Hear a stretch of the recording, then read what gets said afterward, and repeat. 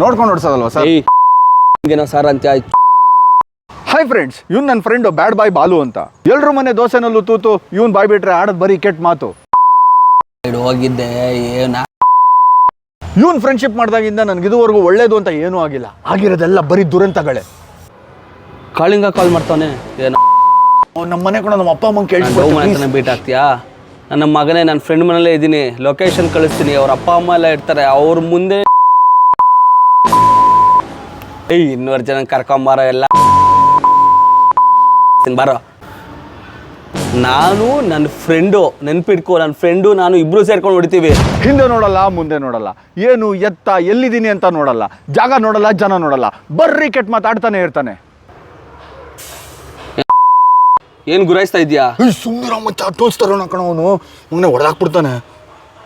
First ಹೇಳಿದ್ರು ಏನು ಅಣ್ಣ ಬಾರೋ ಅಣ್ಣ, ಬಾರೋ ಮೀಟ್ರಿ ಬರೋ.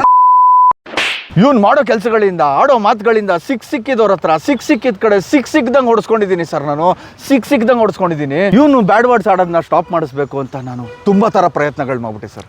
ಆದರೆ ನನಗೆ ಯಾವುದಕ್ಕೂ ಸೊಲ್ಯೂಷನ್ ಸಿಕ್ಕಲಿಲ್ಲ.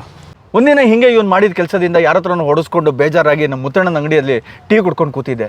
ಆವಾಗ ನನಗೆ ನನ್ನ ಹಳೆ ಫ್ರೆಂಡ್ ಸಿಕ್ಕಿದ್ರು, ಅಕ್ಷಯ್, ಅಜಯ್, ಶಾರುಖ್ ಮತ್ತು ಟೈಗರ್ ಅಂತ.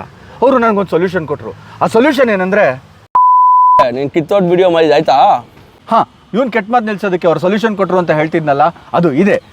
ಬಾಯಿಗೆ ಬೀಗ ಹಾಕ್ಸು ಬೇಗ. ಮಚ್ಚ, ನೀನು ಡೌ ಮನೆ ಹತ್ರ ಕಾಳಿಂಗ ಬೀಟ್ ಆಗ್ತಿದ್ದಾನಂತ. ಹ್ಞೂ ನೋಡ ಶಿಷ್ಯ, ನಿನ್ನೆ ಗುರಾಯಿಸ್ತಾ ಇದ್ದಾನೆ. ಓ,